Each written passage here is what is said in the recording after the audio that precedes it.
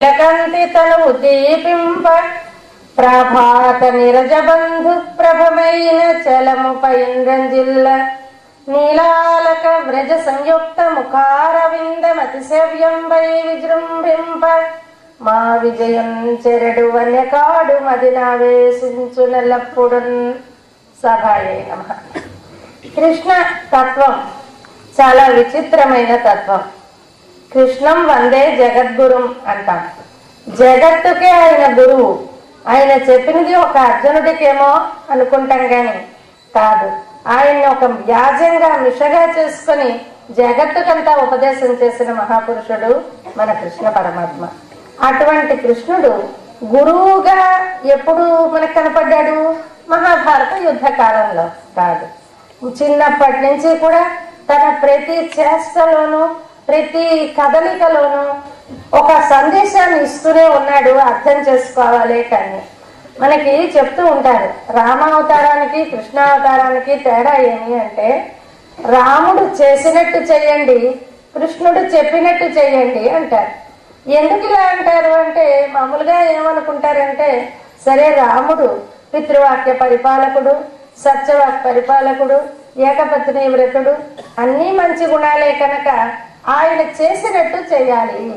కానీ కృష్ణ పరమాత్మ చేసినవి కాస్త అల్లరి చిల్లరి పనులు కనుక చేసినవి చూసి ఏం చేయగలంలే.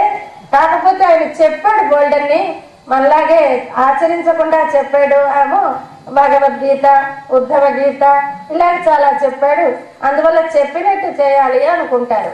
కాదు, శ్రీకృష్ణుడు తాను చేసిన పనులు మనం చెయ్యలేం. రామచంద్రుడు చేసిన పనులు చేయడానికి ప్రయత్నించగలం. గోవర్ధనగిరి ఎత్తగలమా, దావానాలు అమ్మింగగలమా? ఇవన్నీ చేయగలిగిన పనులు కావు. రామచంద్రుడు చేసినది అనుసరణీయుడు రామచంద్రుడు. రామచంద్రుని అవతారం ఎలా ఉంటుంది అంటే, మానవుడిగా నువ్వు ఎలా సాధించగలవు? మానవుడిగా సత్యేన లోకాన్ని జయతి. ఆయన లోకాలన్నింటినీ కూడా సత్యవాక్యంతో జయించేశాడు. అందువల్లే మానవుడిగా ఉంటూ నేను మానవుడిని అని చెబుతూనే జటాయువుని పరమపదానికి పంపించాడు. గచ్చ లోకాన్ అనుత్తమాన్, మరి తిరిగి రాని లోకాలకి, అంతకన్నా మించిన లోకం లేని లోకానికి వెళ్ళవయ్యా నా ఆజ్ఞ చేత అంటే వెళ్ళిపోయాడు జటాయువు. అలాంటి శక్తి కేవలంగా మానవుడిగా తన ధర్మాన్ని సక్రమంగా నిర్వర్తించినందువల్లే కలుగుతుంది అని మనకి చూపించడానికని రామచంద్రుడు మానవుడిగానే ఉంటాడు. అందువల్ల ఆయన్ని చూసి నేర్చుకోగలం. ఎందువల్ల మానవుడిగానే ప్రయత్నించాడు కనుక. ఎంత ఆశ్చర్యం వేస్తుందంటే, అడవిలో సీతమ్మ తప్పిపోయినప్పుడు ఏడుస్తాడండి. మనం కూడా అంత అనాగరికంగా ఏడవం. అక్కడ ఒక నెమలి కనిపిస్తే డాన్స్ చేస్తోంది. నెమలి చేస్తుంటే మయూరస్య వనేనూనం నా రక్షస హృత ప్రియ. ఈ మయూరానికి బహుశా వాళ్ళ ఆవిడెవడు రాక్షసుడు ఎత్తుకుపోలేదేమో, అందుకే ఇంత సంతోషంగా డాన్స్ చేస్తోంది, లేకపోతే చేయగలదా అంటాడు. అంటే ఈ దేవుడిదే మయూరానికి భార్య ఏమిటి, ఎత్తుకుపోవడం ఏమిటి? దేవుడికి సహజమా? తనకి జరిగినది ఆవిడికి ఇతనికి ఆ మయూరానికి జరగలేదు అన్నట్టుగా చాలా పాపం ఏమీ తెలియని వాడు మాట్లాడినట్టు ఏడుస్తాడు.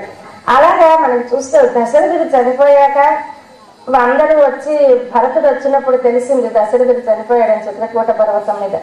అప్పుడు ఒకసారి సీతమ్మతోటి లక్ష్మణుడితోటి చెప్పి ఏడుస్తాడు.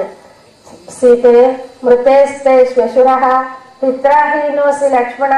సీత, మీ మామగారు పోయారే, లక్ష్మణ తండ్రి లేని వాడికి అయిపోయావురా అని మామూలుగా పల్లెటూళ్ళలో ఎవరైనా పలకరింపుకు వస్తే ఎవళ్ళైతే వచ్చారో వాళ్ళ బావి పెట్టి, వాళ్ళ వరుస పెట్టి మీ బావ పోయారు, మీ మావయ్య పోయారు అని ఏడుస్తారు.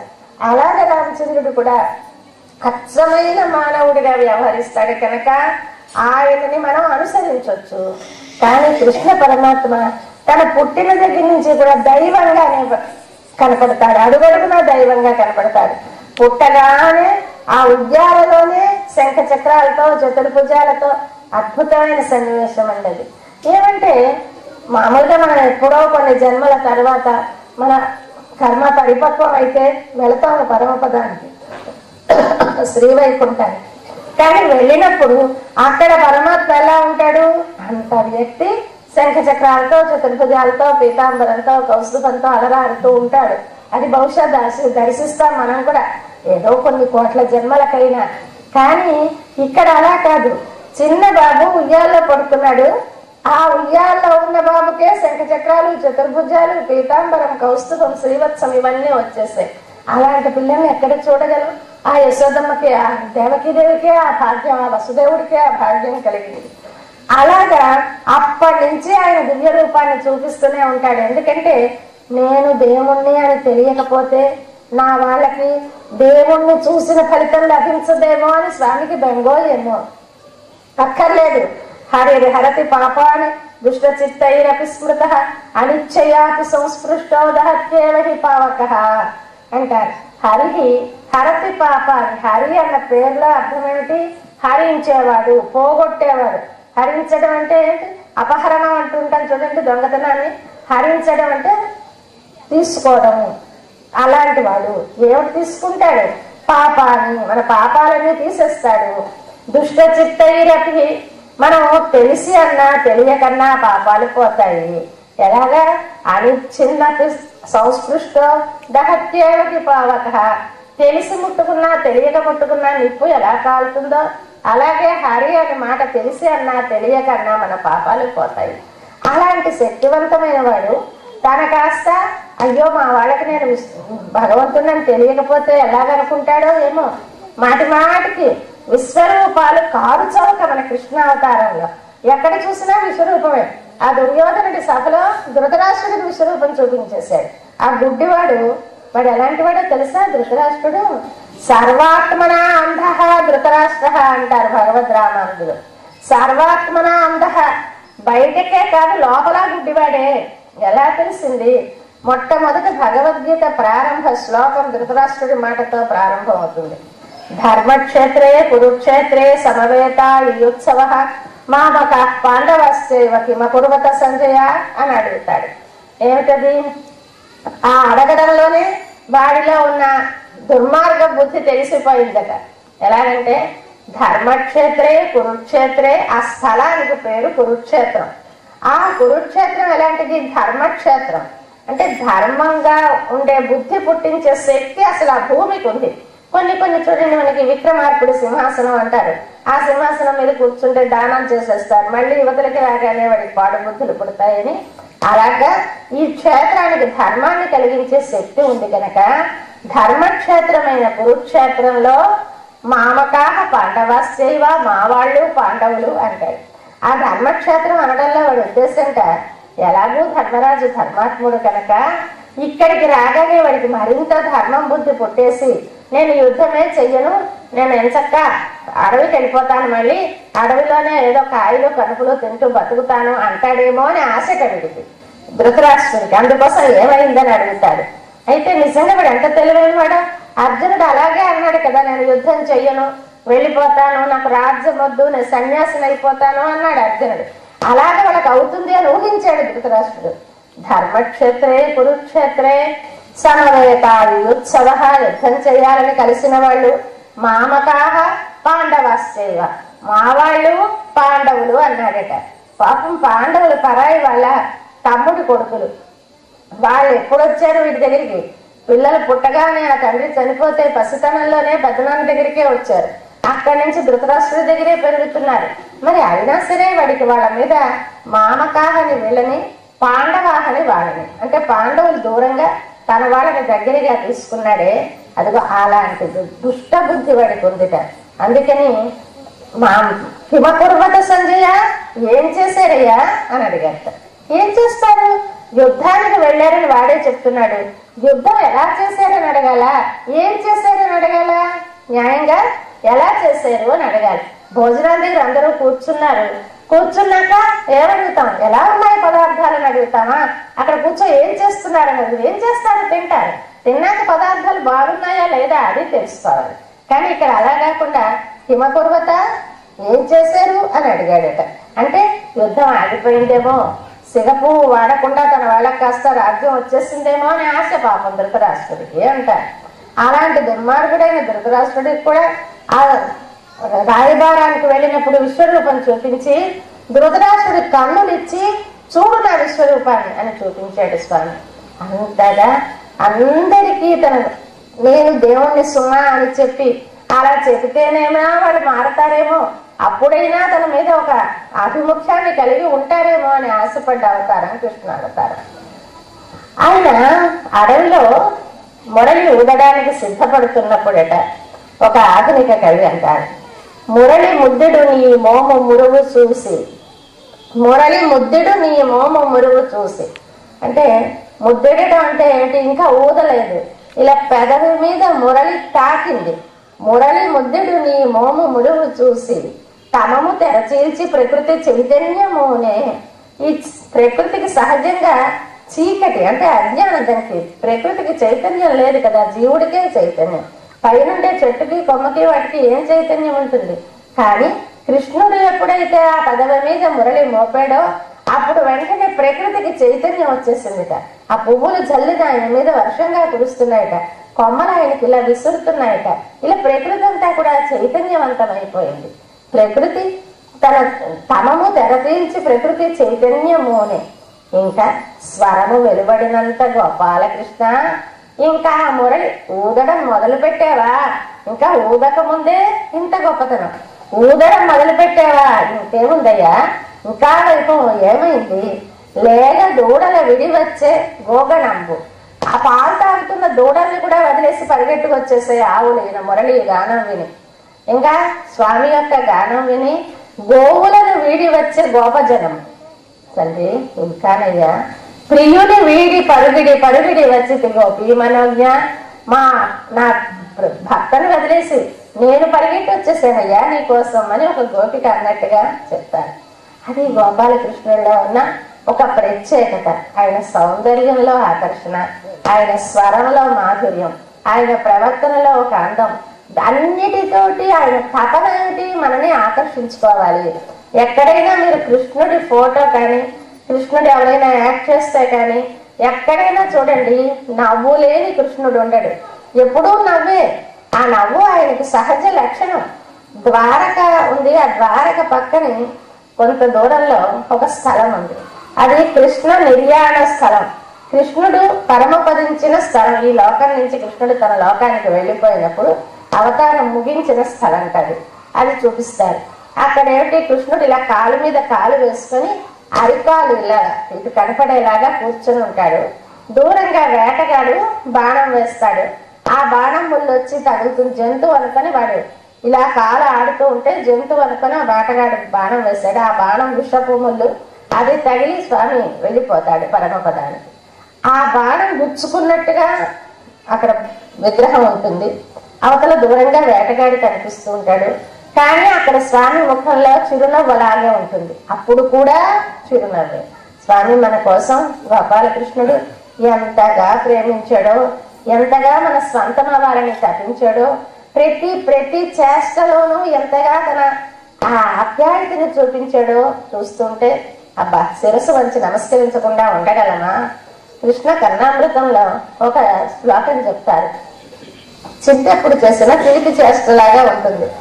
ఒక ఇంటికి వెళ్ళి గోపిక ఇంటికి వెళ్ళి వెన్న తినేస్తున్నట్ట. వెన్న తినేస్తూ ఉంటే ఆ గోపిక కస్వం బాల, ఎవరయ్యా నువ్వు అంటే బలానుజహ, బలరాముడి తమ్ముడిని అన్నాడట. ఎందుకంటే బలరాముడు పెద్ద మనిషి అండి, ఈయన కాస్త అల్లరి చిల్లరి పిల్లడు, బలరాముడు పెద్ద మనిషి. బలరాముడు ఎమ్మెల్యే గారికి బావమరిదిని అన్నట్టుగా బలరాముడి పేరు చెప్పుకుంటే కొంచెం విలువ అని వాడేం బలానుజహ అన్నాడు. సరే కిమిగతే ఇక్కడ ఎందుకు వచ్చావు, మన్మందిరా శంకయ్య, మా ఇల్లు అనుకో వచ్చేసానండి. ఈ అపార్ట్మెంట్స్ అంతటా హైదరాబాద్ లో గట్రా అన్నిళ్ళు ఒక్కలా ఉంటాయి, అలా ఉన్నాయో ఏమిటో వేపల్లిలో ఇల్లు. మన్మందిరా శంకయ్య, మా ఇల్లు అనుకో వచ్చేసాను అన్నాడు. ఆహా పోని బాగానే ఉంది. యుక్తం తన్నవనీత పాత్ర వివరే హస్తం కిమర్థం చేసే, పోని బాగానే ఉంది మీ ఇల్లు అనుకోవచ్చు, వెన్నకుండలో ఎందుకురా చేయి పెట్టావు అన్నాడు. అంటే అమ్మ గాహర పడకు, ఊరికి అలా హడావిడి పడిపోకు, మాత కంచెన వత్సక మృగయుతం మాగా విషాదం క్షణాహ. ఒక తెల్లలేగ కూడా తప్పిపోయిందమ్మా, అది కానీ ఇలా దూరిందేమో అని చూస్తుంది అన్నాడు. అదిగా అంతా తిరిగి ఆవిడదే తప్పన్నట్టు, మాగా విషాదం క్షణాహ. అలా గాబరా పడిపోకు, ఊరికాను నేను ఊరికే ఏదో మా దూడేమో అనుకో చూస్తుంటే అంటాడు. అలాగే అయితే ఇది చిలిపి చేస్తగా ముద్దుగా అల్లరి చిల్లరిగా కనిపించిన దీనిలో ఆంతర్యం చూసుకుంటే ఏమి అంటే స్వామి ప్రతి ఇంటికి నా ఇల్లే అనుకొని వస్తాడు. మన హృదయములన్నీ కూడా స్వామికి మందిరాలే. ఈ మందిరం తన సహజమైన తన దివ్య మంగళ విగ్రహంతో పరమపదంలో వేంచేసి ఉన్నప్పుడు ఎంత తృప్తిగా, ఎంత స్వంతంగా, ఎంత హాయిగా ఉంటాడో అలాగే మన మందిరాలన్నిటిలోకి వచ్చి తొంగి చూస్తూ ఉంటాడు స్వామి. ఎప్పుడో ఒక క్షణంలో మనకి తెలియదు, మనకే ఒక్కొక్కప్పుడు ఇదేంటి మనకేనా ఇంత మంచి బుద్ధి పుట్టింది అని అనిపిస్తుంది. ఒక సత్వగుణం మనలో ఒక్కొక్కప్పుడు ఆవేశిస్తుంది. ఏదో ఒక హాయి, ఏదో ఒక తృప్తి, తండ్రి తండ్రి అనాలనే భావం మనకి అంటే ఎల్లకాలం మనకు ఉండదు. ఎందుకంటే ఈ లోకంలో ఉన్నప్పుడు సత్వరజస్తమ గుణాలు మూడు మారి మారి కలుగుతూ ఉంటాయి. సత్వగుణం కలిగినప్పుడు భగవద్ అనుభవం, ఒక పుస్తక పఠనం, ఒకరికి సహాయం ఇలాంటివి చేయాలనిపిస్తుంది. రజోగుణం తమో గుణం కలిగితే కొట్టాలి, తిట్టాలి, నిద్రపోవాలి ఇలా అనిపిస్తుంది. కానీ సత్వగుణం కలిగిన ఒక క్షణంలో ఎప్పుడో ఆ స్వామి మనం హృదయారవిందంలో కాలు మోపుతాడు. కానీ మనం ఎన్ని ప్రశ్నలో ఎవరివయ్యా నువ్వు, ఎందుకు వచ్చావు అంటూ నిలదీస్తూ ఉంటే అంటే ఏం చెప్పాడు? బలానుజ అన్నాడు, బలరాముడి తమ్ముణ్ణి అన్నాడు. అంటే ఈ లోకంలో ఉండేటటువంటి మహాపురుషులు, భగవద్భక్తులు, భగవన్నామ సంకీర్తనతో జీవితాలు గడిపే వాళ్ళు ఎవరున్నారో వాళ్ళకి చెందిన వాడిని నేను, వారే నా వాళ్ళు అని చెప్తాడనమాట బలానుజ. అయితే సరే ఎందుకు వచ్చావు? మా లేగదూడ తప్పిపోయింది, దాన్ని వెతుక్కుందికి వచ్చాను అంటాడు. ఇదిగో మనకి ఎప్పుడు కూడా భగవానుడి నుండి వచ్చేటటువంటి అనుగ్రహం తెల్లగా ఉంటుంది. అది ఆ అనుగ్రహం కీర్తిని ఎప్పుడు తెలుపుతో పోలుస్తారు కవులు. అదో రాయంచలా ఉంది, కీర్తి హంస అంటారు. అలాగే ఆ భగవంతుడి యొక్క అనుగ్రహ ప్రవాహం ఒక తెల్లని ఆవుదూడలాగా వచ్చి ఉంటే మన దగ్గర ఉన్నదేమో అని స్వామి వెతుకుతున్నాడు. నా అనుగ్రహానికి వీళ్ళు యోగ్యులాకారా అని చూస్తూ ఉంటాడు. దాన్ని మనం దురదృష్టవంతులమైతే మన ఇంట్లోంచి పంపించేస్తాం, మనం వెళ్ళకుండా మనం జాగ్రత్త పెట్టుకుంటాం. అదృష్టవంతులమైతే ఆయన్ని ఆహ్వానిస్తాం, మన హృదయమైన నవనీతాన్ని అర్పిస్తాం అని ఇలాంటి చిన్న చిన్న ఇన్సిడెంట్ లో బాలలీలలు, బ్రహ్మలీలలు అంటారు. భగవానుడు చేస్తున్న ప్రతి సంఘటనలోనూ ఒక ఆధ్యాత్మిక రహస్యం ఇమిడే ఉంటుంది. ఇముడితో పైకి మాత్రం హాయిగా సరదాగా నవ్వుకుంటూ తుళ్ళుకుంటూ వినేలాగా కథారూపంగా సాగుతుంది. అలాంటి కృష్ణ పరమాత్మ నేను అనుభవించేటటువంటి భాగ్యం ఈ చిన్న ఊళ్ళో ఇవాళ అలా కారులో తణుకు తీసుకెళ్లారు. వెళ్తూ ఉంటే చూస్తే ఎన్నాళ్ళైందో పెంకుటిళ్ళు చూసి, అంతటా పెంకుటిళ్ళు, ఇలా పెంకులతో ఇళ్ళు ఇప్పుడు ఎక్కడా లేవు, అన్ని స్లాబులు. అది నిజంగా ఎంత చల్లగా ఉంటుంది, ఎంత హాయిగా ఉంటుంది, ప్రశాంతంగా ఉంటుంది. అలాంటి ఇళ్ళు, అలాంటి వాతావరణం, చిన్న ఊరు. ఇలాంటి ఊర్లో మీరు కృష్ణ నామామృతాన్ని అనుభవించే భాగ్యాన్ని పొందుతున్నారు. డాక్టర్ గారు చెప్పారు, ఏమండి తణుకులో పెట్టుకోకూడదా, ఇక్కడ పెట్టుకున్నారేమో ఈ పల్లెటూళ్ళలో అని అడిగాను. అక్కడ విన్నవాళ్లే వింటారు, ఎంతకని వింటారు, వాళ్ళకి బోల్డ్ తెలుసు. ఇక్కడ ఈ పిల్లలకైతే పాపం కొత్తగా వింటారు, వీళ్ళ దగ్గరే పెట్టాలి అన్నారు.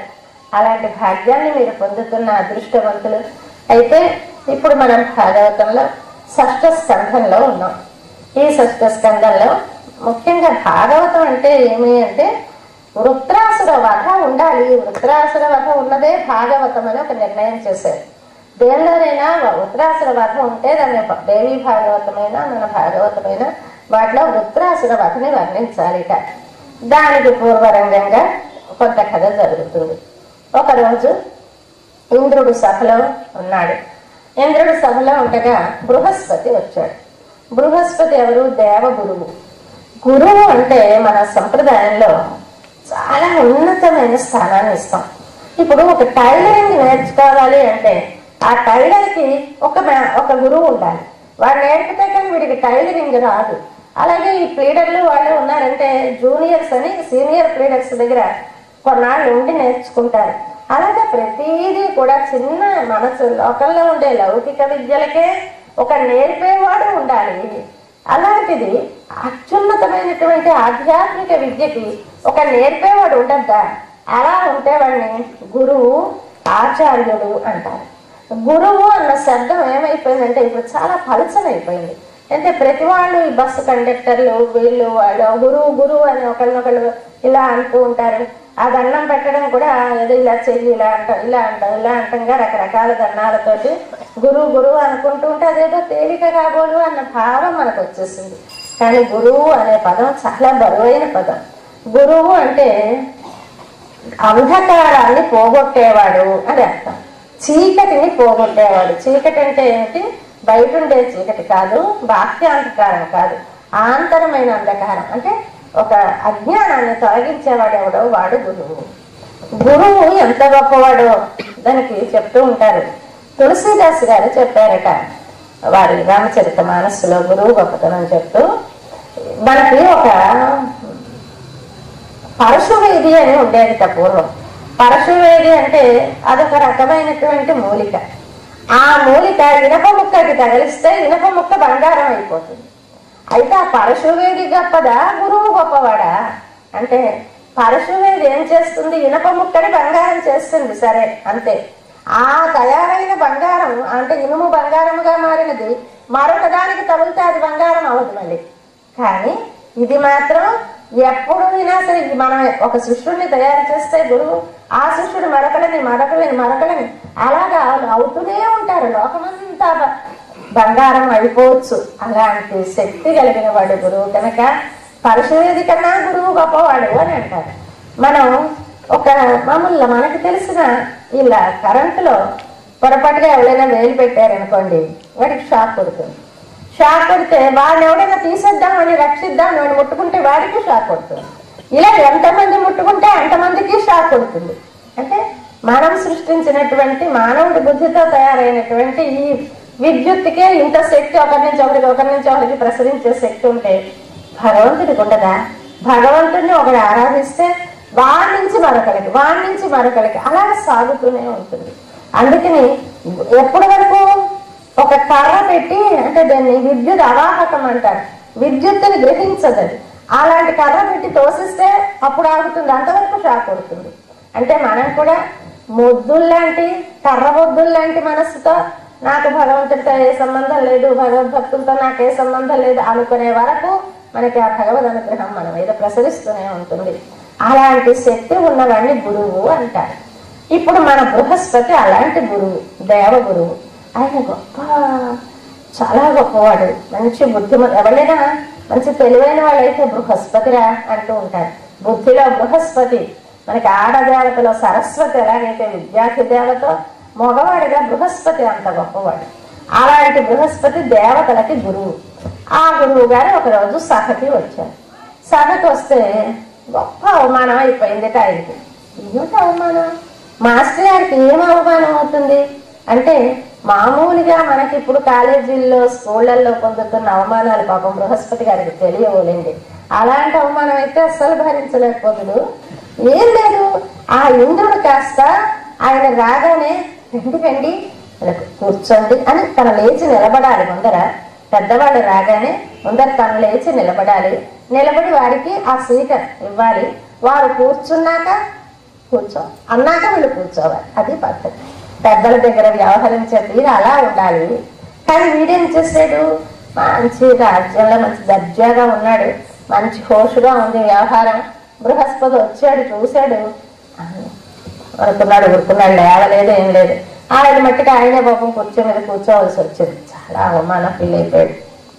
అప్పుడు సురపతి కన్నుల కప్పిన సురరాజ్య మద వికారమునకు, సురరాజ్య మద వికారం, దేవతలందరికీ రాజుని అనేటటువంటి ఒక మతం, అహంకారం, దాంతో వచ్చింది వికారం. వికారం అంటే ఏంటి? మనకి కడుపులో తిప్పుతుంది చూసారా, దాన్ని వికారం అంటాము. దాన్ని ఎందుకు వికారం అంటామంటే, వికారము అంటే మార్పు అని అర్థం. ఆ మార్పు ఎప్పుడు వస్తుంది అంటే, ఏదో ఇంతకాలం మన కడుపులో ఉన్నట్టుగా ఇప్పుడు లేదు, కాస్త గాబరాగా ఉంది, అందుకని దాన్ని వికారము అని పేరు పెట్టారు. కానీ అసలు వికారము అంటే మార్పు అని అర్థం. ఇప్పుడు ఇంద్రుడు ఇన్నాళ్ళు ఎంతో గౌరవంగానే చూసేవాడు బృహస్పతిని. ఇప్పుడు వచ్చింది వికారం, మద వికారం. ఆ రాగానే చప్పుడు చేయక గృహమునక పుణ్యుడు తిరిగిపోయే అతిథిన్నుండై. చాలా మనసు పాడైపోయి బృహస్పతి అక్కడి నుంచి బయలుదేరి తన ఇంటికి వెళ్ళిపోయాడు. మాట్లాడకుండా మరి ఏమీ అక్కడ కేకలు వేయలేదు, అరవలేదు, నాకు ఇంత అవమానం అయింది అనలేదు. మహాపురుషులు అలాగ వీధిని పడి అల్లరి చెయ్యరు. భరించలేకపోయినాడు. తిన్నగా ఇంటికి వెళ్ళిపోయాడు. ఇంటికి వెళ్ళిపోయేసరికి పాపం వీడి తర్వాత తెలిసింది, అయ్యి బాబోయ్ బృహస్పతి వెళ్ళిపోయాడా అమ్మ, నేను సమంగా రిసీవ్ చేసుకోలేదు, అందుకు వెళ్ళిపోయాడు ఎలాగా అని భయం వేసింది. అప్పుడు తెలిసింది, అమ్మో లేకపోతే పంప మునిగిపోతుంది. బృహస్పతి బుద్ధి బలంతో ఆ రాజ్యం అలా దేవరాజ్యం కాపాడబడుతోంది. అవతల రాక్షసులకి గొప్ప గురువు గారు ఉన్నారండి, శుక్రాచార్యుడని. ఆయన బ్రహ్మాండమైన గురువు. మనకి మళ్ళీ స్కందంలో మీరు వింటారు, బలి చక్రవర్తి దానం చేసినప్పుడు ఆయన వచ్చి పాపం అడ్డుకోబోతాడు. చాలా తెలివైన వాడు శుక్రాచార్యుడు. ఆ శుక్రాచార్యుడి దగ్గర మృత సంజీవని అని ఒక విద్య ఉంది. చచ్చిపోయిన వాళ్ళందరినీ బతికించేస్తూ ఉంటాడు ఆ విద్యతో. అలాంటి వాడు ఉన్నాడు వాళ్ళ పార్టీలో. మన పార్టీలో బృహస్పతి లేకపోతే మరి ఇంకా బుద్ధి బలం లేకపోతే అంత శారీరక బలం ఉన్నా బుద్ధి బలం లేకపోతే లాభం లేదండి. ఆ క్షీరసాగర మధురం అయినప్పుడు మనకి తెలుస్తుంది బుద్ధి బలానికి భుజ బలానికి ఉన్న తేడా. రాక్షసులకి భుజ బలం, మన వాళ్ళకి దేవతలకి బుద్ధి బలం. అందుకని ఏం చేస్తారంటే ఆ పాము కొండకి పామును చుట్టూ తిప్పుతారు కదా వాసుకి అని. ఆ పామును తిప్పినప్పుడు వీళ్ళు ఏం చేశారంటే ఈ రాక్షసుల బలహీనత వాళ్ళకి తెలుసు. ముందు వెళ్ళి చక్కగా తల వైపు పట్టుకున్నారు దేవతను. పట్టుకుంటే రాక్షసులకు కోపం వచ్చింది. ఏమయ్యా మీరు తల పట్టుకుంటారా, మాకు తోక పారేస్తారా, ఛీ తుచ్చ పుచ్చము మాకు నేటికి, ఇండు మాకు ఫణాగ్రములు, తుచ్చ పుచ్చం చెత్త తోక మాకెందుకు, చక్కగా మాకు ఆ తలలు ఇవ్వండిరా అని. తీసుకోండి అన్న. ఎందుకంటే తలలు పట్టుకో తిప్పితే విషయం కట్టేస్తుంది, చేతులు మండిపోతాయి. తోక అయితే బాగలేదు. అందుకోసం వాళ్ళ బుద్ధి బలం అంత అర్థమని వాళ్ళకి తెలుసు కనుక ముందరిది పట్టుకొని వాళ్ళకి అస్తాలు ఇచ్చేసారు వాళ్ళు తెలివిగాను. అలాగా రాక్షసుల్లో బుద్ధి తక్కువ. ఆ శుక్రాచార్యుడు ఉండబట్టి వాళ్ళని అలాగా డెవలప్ చేసుకొస్తున్నాడు. ఇక్కడ మన బృహస్పతి వీళ్ళు సహజంగా బుద్ధిమంతులు, కానీ వీళ్ళకున్న దానికి దైవశక్తి, మంత్రశక్తి, యోగశక్తి ఇవన్నీ గురువు ఉంటే కానీ లభించవు. అవన్నీ లభింప చేస్తూ ఉండేవాడు బృహస్పతి. ఇప్పుడు ఆయన వెళ్ళిపోయాడు. భయపడిపోయి ఇంద్రుడు పరిగెట్టాడు. అమ్మో ఎలాగా గురువు గారిని తీసుకురావాలి. వాళ్ళ ఇంటికి వెళ్ళాడు. వెళ్ళేసరికి ఆయన ఒక మాయా శక్తితో వీడికి కనపడకుండా ఎక్కడ వెతికినా గురువు గారు లేరు, కనపడలేదు.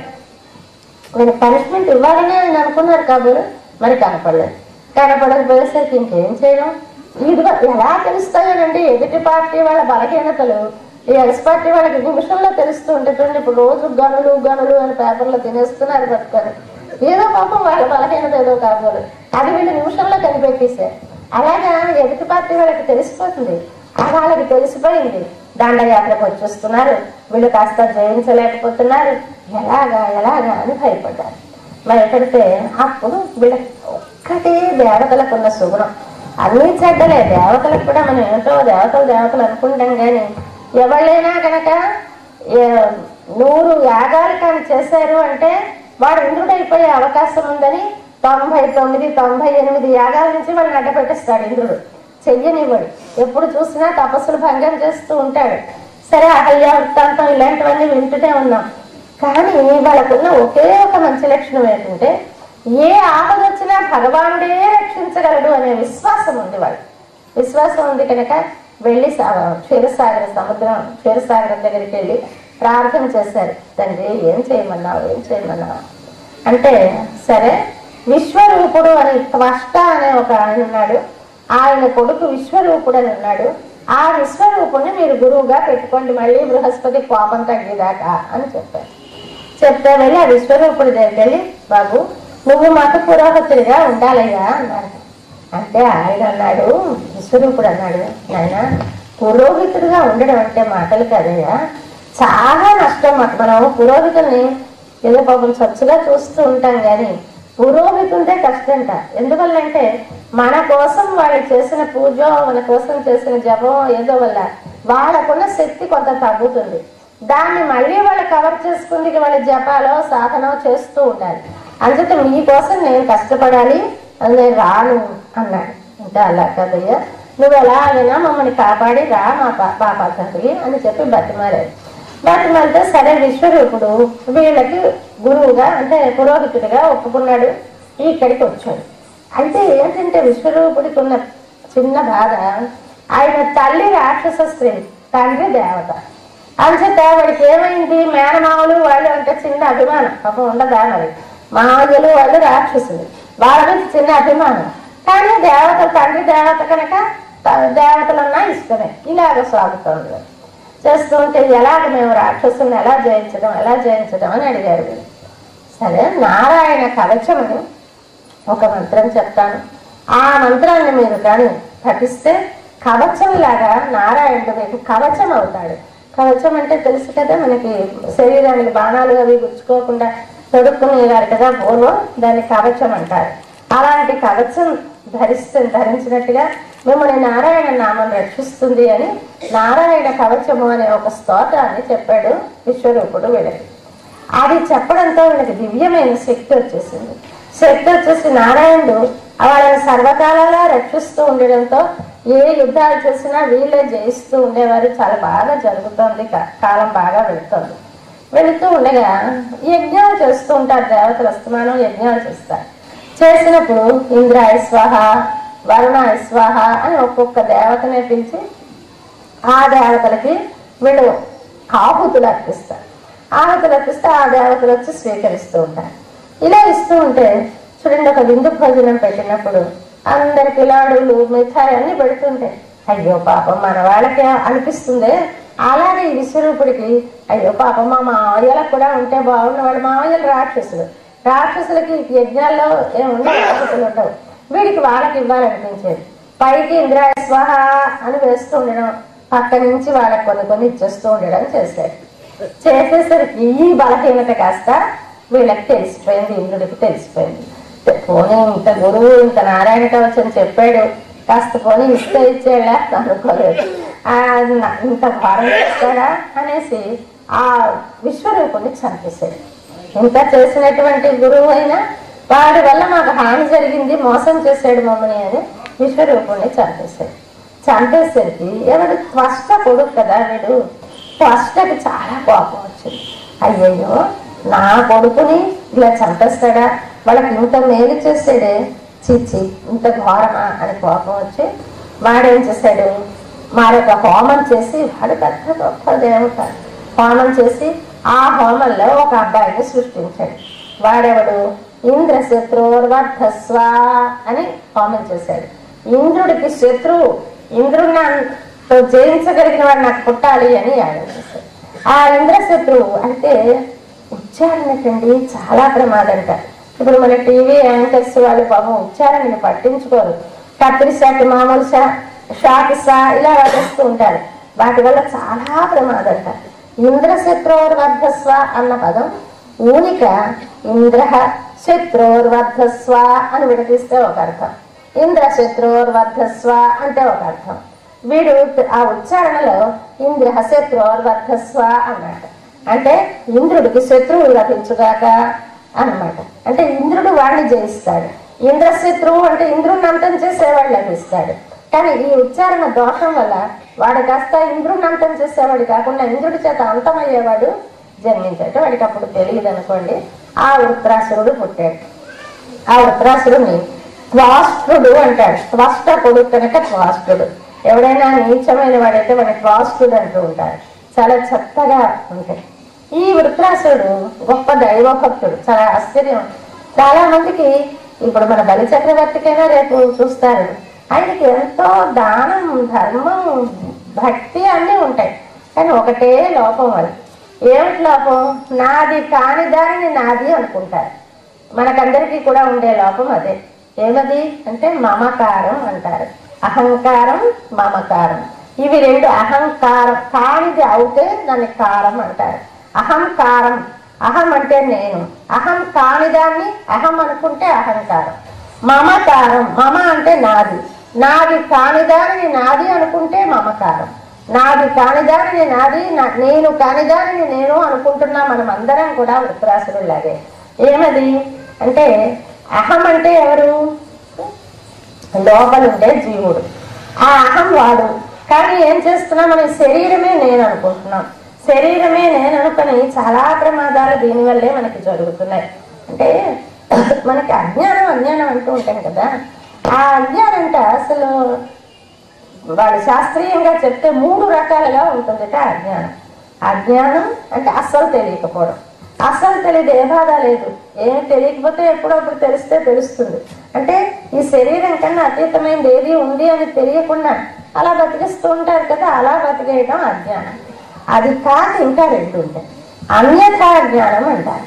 అన్యథా జ్ఞానం అంటే దీనికి ఒక ఉదాహరణ చెప్తారు. ఒక శంఖం ఉంది, ఎలా ఉంటుంది? తెల్లగా ఉంటుంది.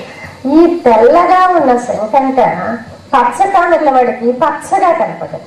పచ్చగా కనపడ్డది శంఖం. ఈ శంఖం పచ్చగా కనపడితే ఏమైందనమాట? దాని లక్షణం మారింది. లక్షణం అన్నా ధర్మం అన్నా ఒకటే. దాని ధర్మం మారింది. అంటే అసలు సహజంగా తెల్లగా ఉన్నది వీడికి పచ్చగా కనిపించింది. ఇది అన్యథా జ్ఞానం. అది అలాగే మనం కూడా ఈ భగవంతుడికి చెందినది ఈ శరీరం కన్నా వేరైన జీవుడు ఉన్నాడు అని తెలిసినా ఈ జీవుడు ఎవరికో మా వారి అధీనమైన ఆడవాళ్ళు, మా నాన్నగారు, మా ఏదో ఈ లోకంలో ఉన్న వాళ్ళకి చెందిన వాళ్ళమని భావించుకుంటూ ఉంటారే. ఇది శరీర సంబంధం వల్ల కరెక్టే అయినా ఆత్మ సంబంధం తెలిసినప్పుడు పరమాత్మకే చెందిన వాళ్ళమని తెలియాలి. తెలియకపోతే ఏమైంది? అన్యథా జ్ఞానం వచ్చింది. ఇది కూడా కొంతవరకు ఎవరికో చెందిన వాడిని అని తెలిస్తే వాళ్ళు నీకు ఏం చేయగలరు? నిజంగా నీకు ఆపద వచ్చినప్పుడు భగవంతుడే రక్షించాలి. వీళ్ళు కారణం ఎవరైనా నచ్చ చెప్తే మళ్ళితే మళ్ళొచ్చు. కానీ ఇంకొక జ్ఞానం ఉందిట, ప్రమాదమైన జ్ఞానం. దాన్ని విపరీత జ్ఞానం అంటారు. విపరీత జ్ఞానం అంటే ఇందాక శంఖం చెప్పాను చూసారు, శంఖం పచ్చగా ఉంది అనుకున్నాడు వాడు. ఇప్పుడు ఈ శంఖాన్ని చూసి అనుకున్నట్ట అసలు ఇది తెల్లగానే ఉంది, కానీ అది శంఖం అనుకోవడం లేదు. వాడు వెన్న ముద్ద అనుకున్నాడు. తెల్లగా ఇంత ముద్దలా కనిపిస్తుంది, వెన్న ముద్ద ఏదో కళ్ళకి జబ్బు వల్ల అలా అనుకున్నాడు అనుకోండి. దీన్ని ఏమంటారు అంటే ధర్మే మారిపోయింది. అంటే ఇందాక లక్షణం మారింది, ఇప్పుడు అసలు స్వభావమే తనలో ఉన్న ఆకారమే మారిపోయిందని భావించాడు. దీనిని విపరీత జ్ఞానం అంటారు. ఇదిగో ఇలాంటి విపరీత జ్ఞానం మనకు ఎలా కలుగుతుందంటే నేనే స్వతంత్రుని, నన్ను నేనే క్రియేట్ చేసుకోగలను, నాకు మరొక దైవం కానీ మరొకరి కానీ నాకు హెల్ప్ అవసరం లేదు, నేనే చేసేసుకోగలను అనిపిస్తే ఇది అన్యథా విపరీత జ్ఞానం అంటారు. ఇది మరీ ప్రమాదం. ఇది కలిగితే వాళ్ళని బాగు చేయడం కష్టం. ఇలా 3 రకాలైన అజ్ఞానాలు ఉంటాయి. అలాంటి అజ్ఞానాలు కలిగి ఉంటారు ఈ రాక్షసులు. దీనివల్ల పాపం వీళ్ళకి ఎన్నో మంచులు ఉన్నా సరే నేను నాది అనే మమకారం ఎక్కువైపోయి ఆ దేవతలదంతా నాదే, దేవతల ఆస్తంతా నేనే తీసేసుకోవాలి, వాళ్ళని కొట్టేసి వాళ్ళని నరికేసి వాళ్ళవన్నీ నేను తీసేసుకోవాలి అనేటటువంటి భావం ఏర్పడ్డది.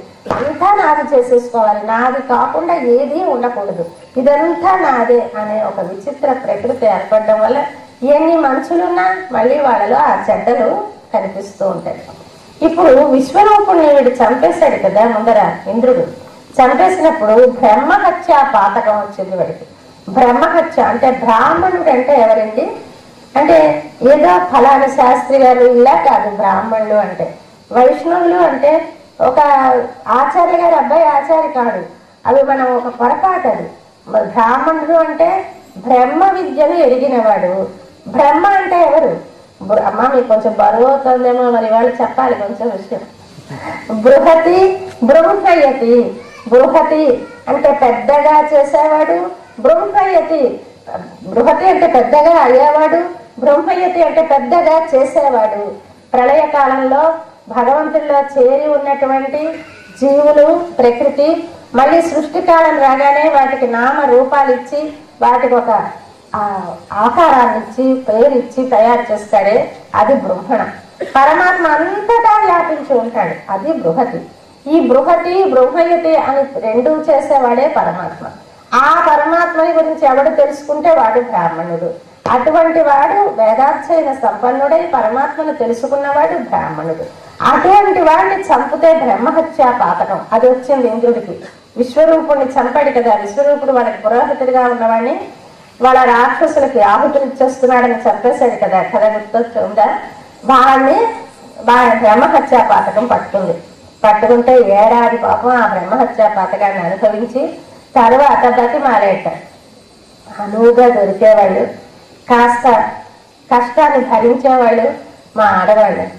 ఆడవాళ్ళకు ఒక వంతు ఇచ్చాడట, చెట్లకు ఒక వంతు ఇచ్చాడట, భూమికి ఒక వంతు ఇచ్చాడట, నీటికి ఒక వంతు ఇచ్చాడట. ఇలా పనిచేసి తన బ్రహ్మహత్యా పథకాన్ని వాళ్ళకి మెప్పించి తన మళ్ళీ బాగుపడిపోయాడు. ఆ తర్వాత ఇప్పుడు వృత్రాసురుడు ఇలా విజృంభించేస్తుంటే ఎలాగా మళ్ళీ వీడిని చంపితే నాకు బ్రహ్మహత్యా పథకం వచ్చేస్తుంది, అయినా వీడిని చంపడం సాధ్యం కాదు, చాలా పరాక్రమవంతుడు, ఏం చేయాలి అని భయపడి మళ్ళీ విష్ణుమూర్తి దగ్గరికి వెళ్ళారు. విష్ణుమూర్తి దగ్గరికి వెళ్ళి ప్రార్థన మొదలుపెట్టారు. తండ్రి, నువ్వేనయ్యా ఈ లోకానికి కారణమైన వాడివి. కారణం అంటే ఏంటి? కారణం అంటే మొదట ఉండే పదార్థం. ఇప్పుడు మనం బంగారపు నగలు వేసుకుంటున్నాం.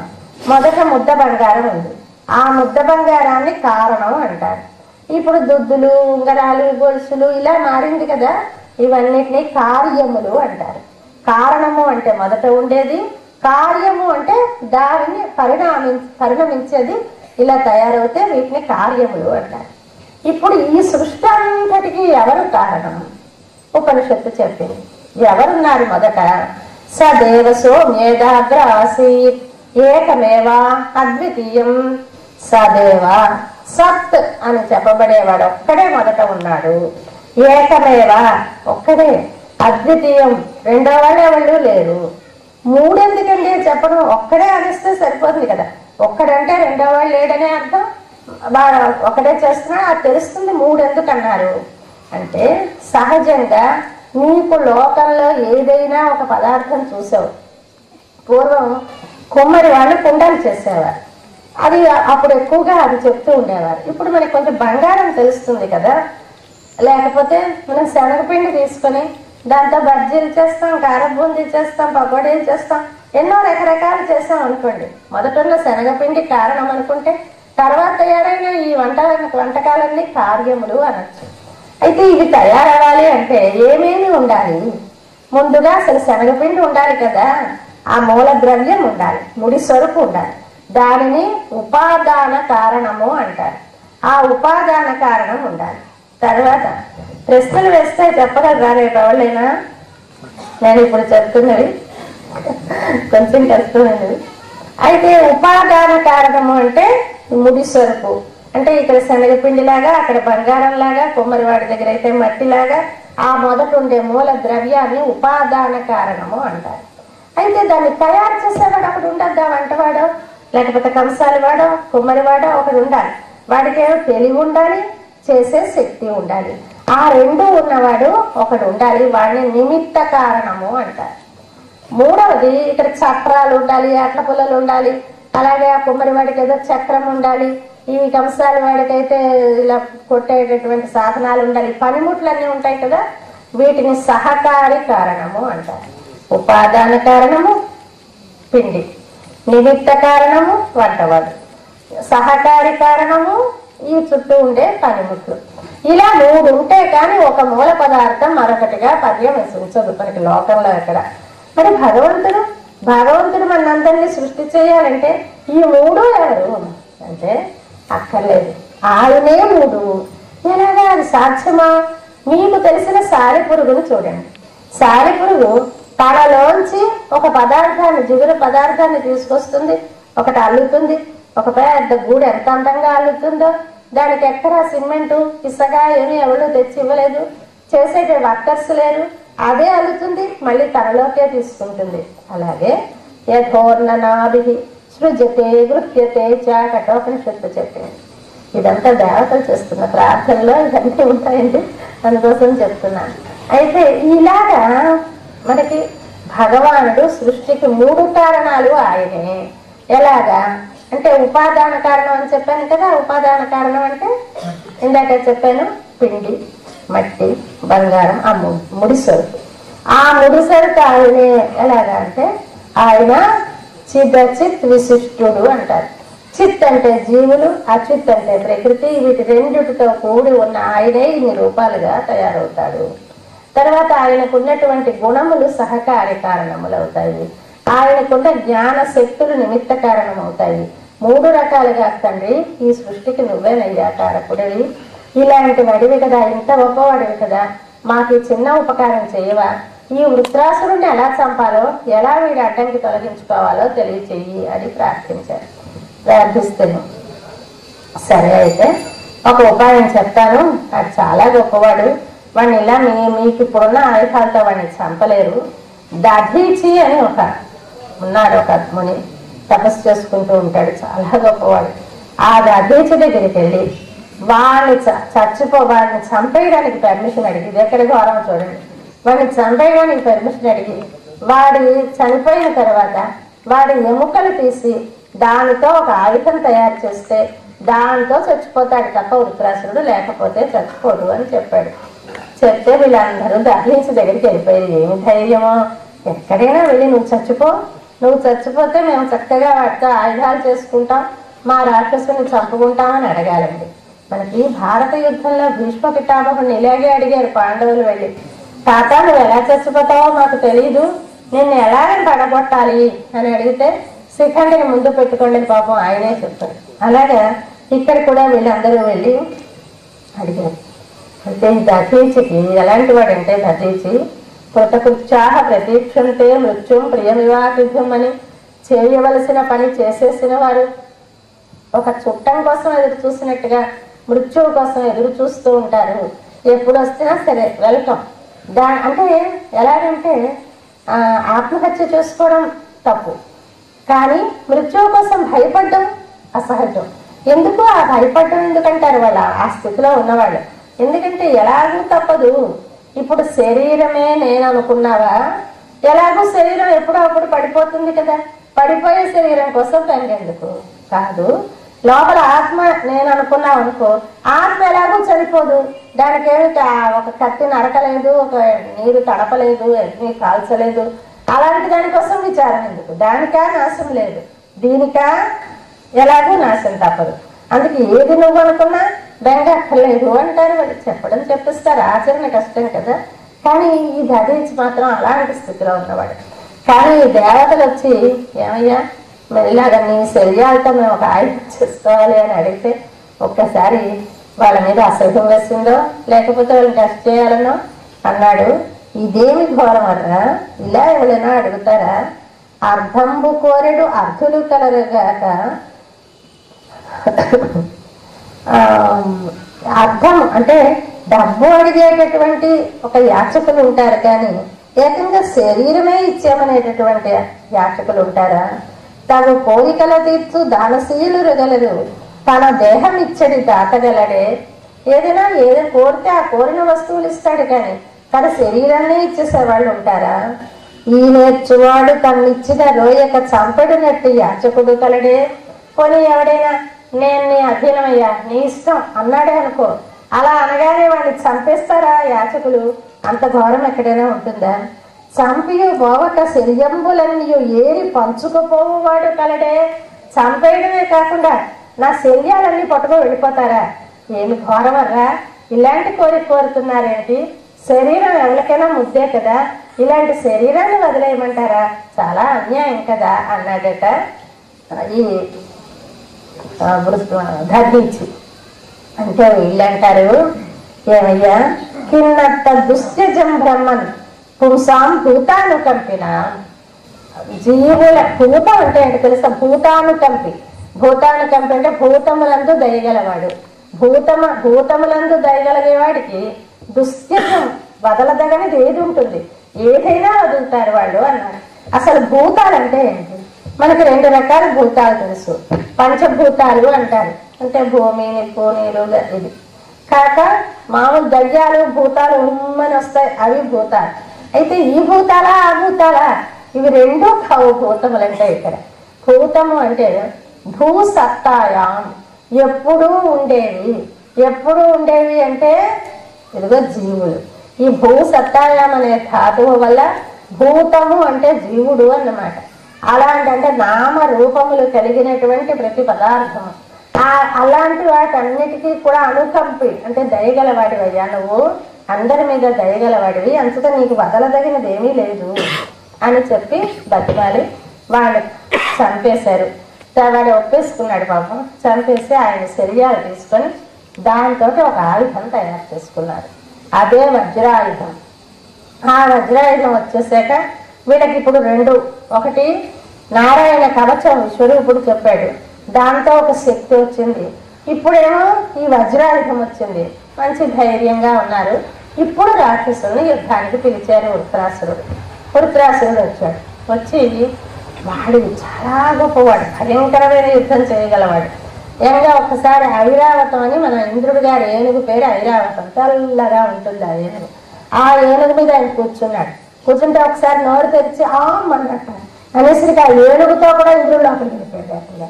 వెళ్ళిపోతే సరే ఇంద్రుడే అయిపోయాడు, ఇంకేముంది అనుకున్నారు. కానీ ఆ నారాయణ కవచ ప్రభావం వల్ల వాడు చనిపోలేదు, మళ్ళీ లోపల నుంచి బయటకు వచ్చేసాడు.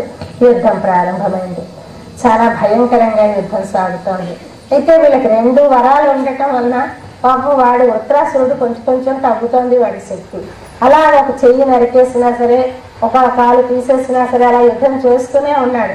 చేస్తూ ఉంటే వాళ్ళందరూ వెళ్ళిపోయారు. అందరూ కూడా అనుచరులందరూ, వాటితో వెనక వచ్చినటువంటి నముచి అలాంటి వాళ్ళందరూ కూడా పారిపోతున్నారు. అమ్మో చాలా ప్రమాదంగా ఉంది యుద్ధం అని అంటే వెళ్ళిపోతుంటే, ఎవరా ఈ ప్రాణాలు శాశ్వతం అనుకున్నారా? వీటి కోసమని మీరు అంతలాగా మీ శరీరాన్ని మీరు పారిపోతారా అని ఒక్కసారి వాళ్ళని తిట్టి అంటాడు నారాయణ, భగవన్ నిజంగా నాకు కావలసింది ఏమిటయ్యా? ఈ యుద్ధమా, ఈ దేవేంద్రుడితో తగువ, వీడిని నేను జయించడమా, నేను వాడి చేత జయించబడ్డమా? ఏదైనా నాకు ఒక్కటే, కానీ నాకు కావాల్సింది ఏంటంటే నా నాకపృష్టం, నా చ పారమేష్ట్యం, నా సార్వభౌమం, నా రసాధిపత్యం, నా యోగ సిద్ధి అపునర్భవం వా సమంజస త్వా విరహయ్యకాంక్షే. సమంజస అని పిలిచాడు నారాయణుడిని. అంతా తెలుసు, నారాయణుడే వీళ్ళకి ఇలా సలహా చెప్పాడని, నారాయణుడి యొక్క సజెషన్తో వీళ్ళ వజ్రాయుధం తయారు చేసుకో వచ్చారని, తనని చంపేయడానికి ప్రయత్నం అంతా అన్నీ తెలుసు.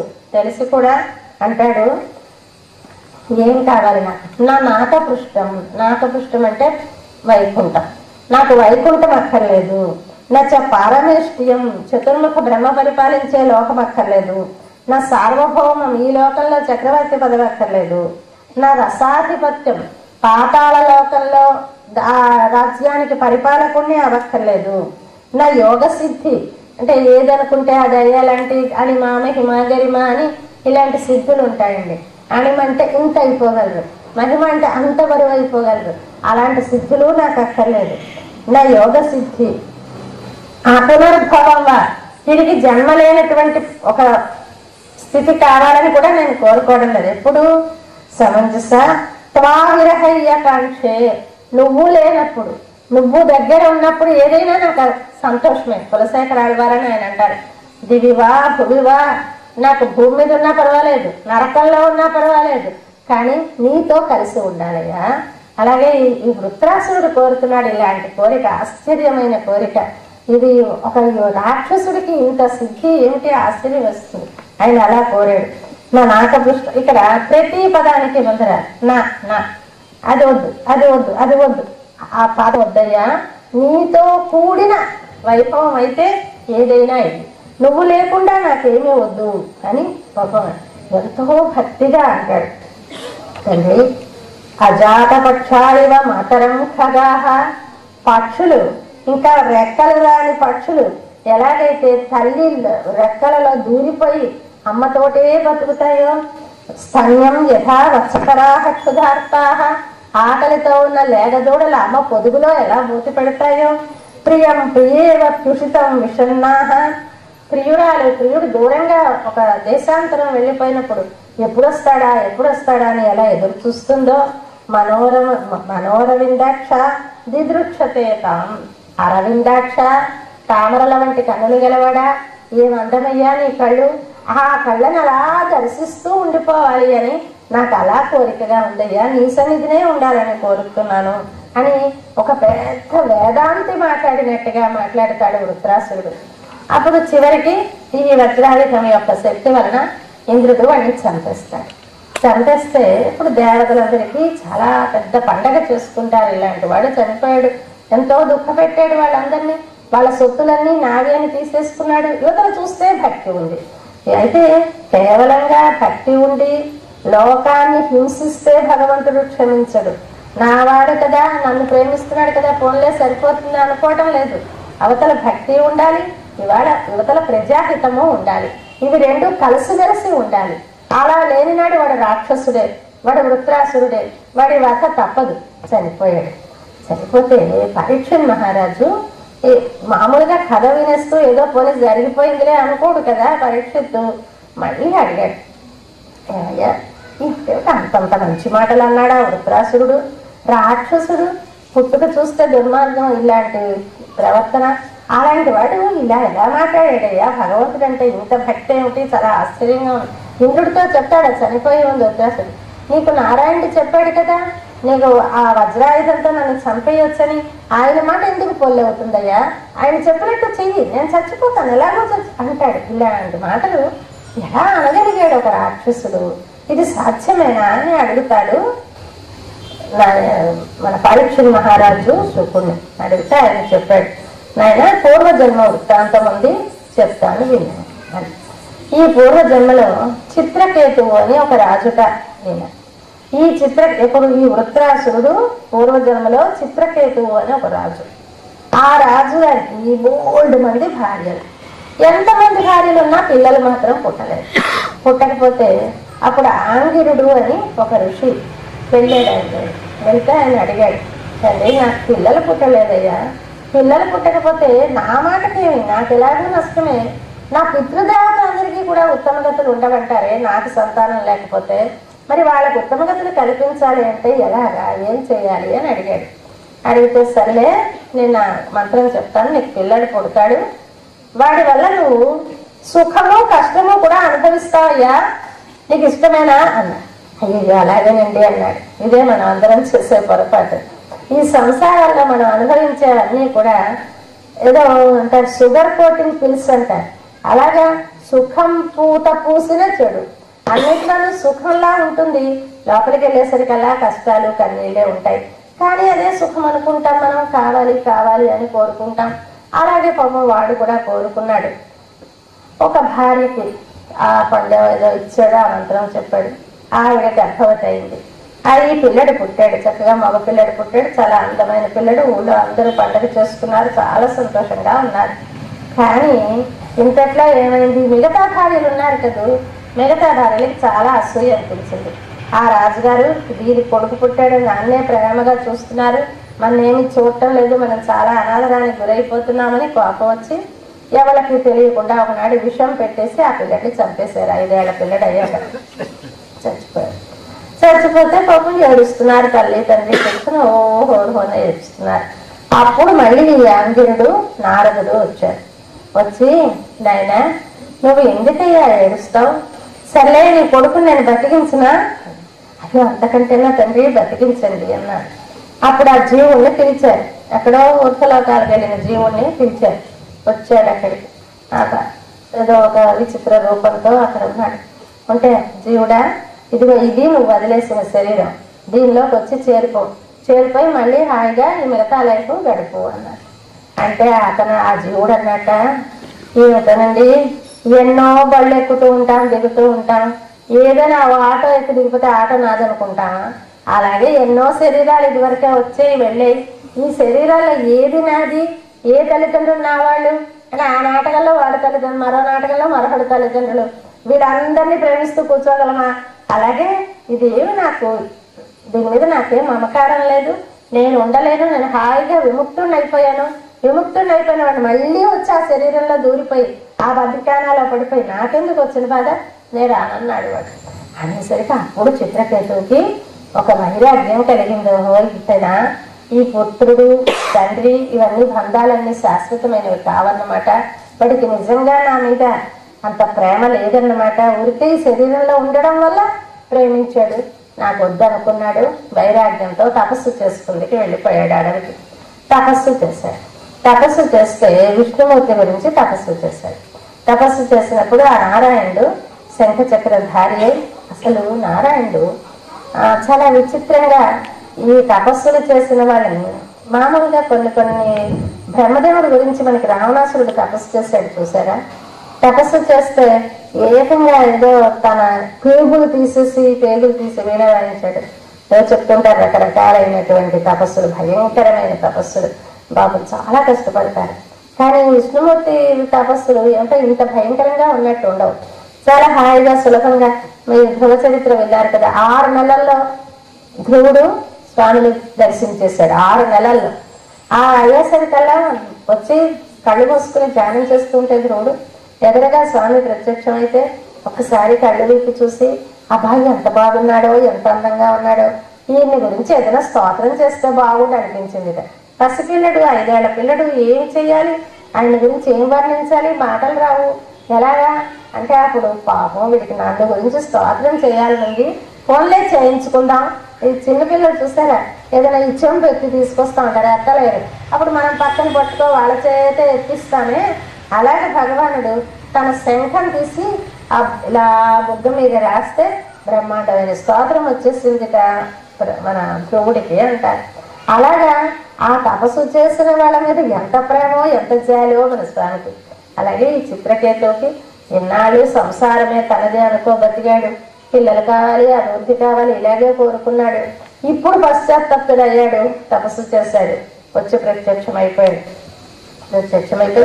ఇంకా వీడికి మోక్షం కావాలి అన్నంత మానసికమైన దార్ఢ్యం లేదు. వీడు ఏం కావాలనుకున్నాడు అంటే ఒక ఉన్నతమైన స్థితి కావాలనుకున్నాడు. ధ్రువుడే అలా కోరుకున్నాడు కదా. అలాగైతే వీడిని గంధర్వ లోకానికి అధిపతిని చేసి ఒక దివ్య విమానం ఇచ్చి, ఈ విమానంతో నువ్వు ఎక్కడికి కాస్తే అక్కడికి వెళ్ళొచ్చయ్యా, అలాగే వెళ్ళు అని చెప్తే సరేనని ఆ విమానం పట్టుకొని దర్జాగా తిరుగుతున్నాడండి 3 లోకాలు. చిత్రకేతు చాలా హాయిగా తిరుగుతున్నాడు. తిరుగుతూ ఉండగా ఒకసారి కైలాస పర్వతం మీద శివ పార్వతులు ఉన్నారు, చుట్టూ మునులు వీళ్ళందరూ ఉన్నారు. ఏదో ఒక మీటింగ్ లా జరుగుతుంది. అక్కడికి వెళ్ళాడు. వెళ్ళేసరికి ఏం జరుగుతుంది అక్కడ? శివుడు పార్వతిని ఒళ్ళో కూర్చోబెట్టుకొని మాట్లాడుతున్నాడు అందరితోటి, మునులతోటి వీళ్ళందరితోటి మాట్లాడుతున్నాడు. పార్వతీదేవి శివుడు ఒళ్ళో కూర్చుంటే అక్కడికి వెళ్ళినవాడు ఉండక, ఏంటిది శివుడికి సిగ్గు లేదు, అంతమంది మునులు వాళ్ళందరూ ఉంటే భార్యను ఒళ్ళో కూర్చోబెట్టుకుంటాడా, ఇదేం మర్యాద, చాచా ఏం బాగలేదు అన్నట్టు అనేసి పాపం శివుడు నవ్వుతూ ఊరుకున్నాడు. కానీ పార్వతీదేవి భరించలేకపోయింది. ఏమయ్యా, ఆ మునులకి తెలియదా నీ మాత్రం ధర్మం? ఇలాంటి అధర్మాన్ని ధర్మంగా చెప్తావా? నువ్వు చెప్పింది చాలా తప్పు, ఇంత అవమానం చేసావు కనుక నువ్వు రాక్షసుడు అయిపోదు కదా అని శాపం పెట్టేసింది. అందుకని ఈ చిత్రగుప్తుడు ఇలాగైపోయాడు పాపం. అది మన వృత్రాసురుడు అయిపోయాడు. అయిపోయినా పూర్వజన్మలో చేసిన తపస్సు యొక్క శక్తి వలన ఆయనకి అలాంటి ఉత్తమమైన లక్షణాలు మాత్రం ఉన్నాయి అని చెప్తారు. అయితే ఇప్పుడు మళ్ళీ మన ఇంద్రుడికి బ్రహ్మహత్య పాతకం వచ్చింది. వృత్రాసురుడు కూడా ఒక దేవత యొక్క కొడుకు, అంచేత బ్రాహ్మణుడు, వాడిని చంపిన పాపం వచ్చింది. ఆ పాపం ఎలా ఉంటుందో తెలుసా? ఒక ముసలమ్మలాగా కుళ్ళు కంపు కొట్టుకుంటూ చాలా భయంకరంగా జుట్టులు పీకేసుకొని ఓబంటూ వీడి వెనక ఆకలి వస్తుంది. ఎక్కడికి వెళ్తే అక్కడికి వస్తుందిట. ఇందాక పిల్లలు భూమి దూరు అర్థించొచ్చుందని చక్రాన్ని చెప్పారే, అలాగే ఈ దుర్మార్గమైనది కూడా అలా వెనకే వస్తుందిట. వస్తుంటే భయపడిపోయి ఇంద్రుడు ఏం చేశాడు, ఒక నీటిలోను ఒక తామర తూడు ఉంటే ఆ తామర తూడులో సూక్ష్మ రూపంతో దూరిపోతే ఇది తెలుసుకోలేదు, వెళ్ళలేదు. అది ఆ బ్రహ్మహత్య అక్కడికి వెళ్ళలేదు, బయటకు వస్తే మళ్ళీ పట్టుకుంటుంది. అయితే ఈ దేవతలకు ఆహారం ఎలా వస్తుందిట? ఎక్కడైనా యజ్ఞయాగాలు చేసినప్పుడు ఎలా ఇస్తామండి? ఆ మంటలో అగ్నిలో వేస్తాం, ఇంద్రాయ స్వాహ వరుణాయ స్వాహ అలాగా వేస్తే పెడుతుంది. అంటే ఎవరు? అగ్నిదేవుడు పోస్ట్ మ్యాన్ అన్నమాట. ఆయన తీసుకెళ్ళి ఇస్తాడు వాళ్ళ ఆహారం. అలాగా అగ్నిదేవుడు ఇస్తే తప్ప ఆహారం లభించదు. అగ్ని ఆ నీళ్ళలోకి వెళ్ళలేడు, అంచేత పాపం ఆహారం లేదుట. అలాగే ఈ బ్రహ్మహత్యా పాతకం యొక్క ఫలితాన్ని అనుభవిస్తూ అక్కడ ఉన్నాడు. ఉండగా ఏం చేశారు వీళ్ళు? మరి ఎలా ఇంద్రుడు లేకుండా ఒక రోజు కూడా ఒక పరిపాలకులు లేకుండా ఉండకూడదు కదా. వెంటనే మనకి రాజశేఖర రెడ్డి గారు పోతే రాజశేఖర వెంటనే చేశారు. అలా చెయ్యాలట, చెయ్యకపోతే అరాచకంగా ప్రభుత్వం ఉండకూడదు. అలాగే ఏం చేశారు వీళ్ళు? ఎవరిని చేయాలి అనుకొని నహుషుడని ఒక రాజు చక్రవర్తి, చాలా గొప్ప ధర్మాత్ముడు, చాలా చక్కగా రాజ్య పరిపాలన చేసి యజ్ఞయాగాలు చేసి చాలా గొప్పవాడు. అటువంటి వాడిని తీసుకొచ్చి ఇంద్రుడిగా పెట్టారు. నువ్వు ఇంద్రుడు అయ్యా అన్నారు. అసలు భూలోకంలో గొప్పవాడు, కానీ వాడు దేవలోకంలో దేవేంద్రుడు అయిపోయాడు, దేవాధిపతి అయిపోయాడు. వాడికి గొప్ప గర్వం వచ్చేసింది. చాలా ప్రమాదం అండి. పదవి ఉందంటే అది మనకి ప్రకాశం పంతులు గారు మినిస్టర్గా ఉన్నప్పుడు, చీఫ్ మినిస్టర్గా ఉండేవారట. ఉన్నప్పుడు ఆయన తొలి సంవత్సరం ఏమో ఆయన మినిస్టర్ కాదు, మళ్ళీ సంవత్సరం మినిస్టర్. తొలి సంవత్సరం పుట్టినరోజు అయింది టైంకి ఎవరు పట్టించుకోలేదు. ఇప్పుడు మినిస్టర్ అయినాక పుట్టినరోజు నాడు అందరూ పూలదండలన్నీ పట్టుకు వచ్చారు ఇంటికి. వస్తే అక్కడ కుర్చీ చూపించేస్తాడు. ఆ కుర్చీకి వెయ్యండి అవన్నీ నాకు కాదు, నాకైతే నిరుడు ఉండాలి, కానీ లేదు కదా, మీకు వ్యక్తికి కాదు మీరు పదవికే పూలదండలు వేస్తున్నారు కనుక ఆ కుర్చీకి వేసింది నాకు అక్కర్లేదన్నారు. అలాగా పదవి రాగా అలా తెలియడం చాలా కష్టం. అది మహానుభావుడు కనుక ఆయనకి తెలిసింది. మామూలు వాళ్ళకి ఏమనిపిస్తుంది, అయ్యి బాబా ఇదంతా నిజంగా నా మీద గౌరవమే కాబోలు, నన్ను ఇలా వీళ్ళు ఇంత ప్రేమించేస్తున్నారు అనుకుని పదవి వ్యామోహంలో పడిపోతూ ఉంటారు సహజంగా. అలాగే ఈ నహుషుడికి ఏమైందంటే చాలా గొప్ప అయిపోయినాడు. దేవేంద్రుడు అయిపోయాను, ఇంకా నాకేమిటి అనుకున్నాడు. అనుకొని సరే నేను అన్ని దేవేంద్రులాగే ఉన్నాను కదా, అన్ని నాకు ఆయన లక్షణాలే కదా, ఆ శచీదేవిని తీసుకురండి నేను భార్యగా స్వీకరిస్తానన్నాడు. శచీదేవి అంటే ఇంద్రుడు భార్య, పరమ పతివ్రత. ఎంత తప్పు మాట అది. వాడికి అంత కామన్ సెన్స్ లేకుండా అయిపోయింది ఆ పదవి రాగానే. ఆ ప్రమాదమో పదవి వస్తాయి అనేసరికి వీళ్ళు భయపడుతున్నారు. ఎలాగే ఏమిటి చెప్పడం, తల్లి ఎలాగమ్మా ఇలా అంటున్నాడు వాడు.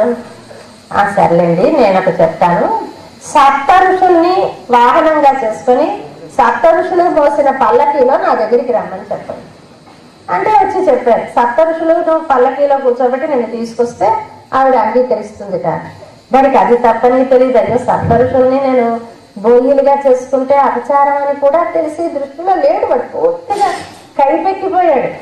ఏదేదో అంటారు చూడండి, సాగిన వాడికి ఎలాగైతే ఒళ్ళు తెలియదో, ఈ బాగా డబ్బున్నా బాగా పదవున్నా ఇలాంటి ప్రమాదాలు వస్తాయి. అవి రాకుండా ఉండడం చాలా అదృష్టం. అవి ఉండి కూడా వినయం ఉండటము, అవి ఉండి కూడా త్యాగం ఉండటము, ఇది ఎక్కడో భాగ్యవశానం లభిస్తూ ఉంటాయి మా డాక్టర్ గారికి లాగా. అలాగా ఇక్కడ వీడికి అహంకారంతో ఉన్నాడేమో. అలాగే వెళ్తానన్నాడు. సప్తఋషుల్ని రెండరా అన్నాడు.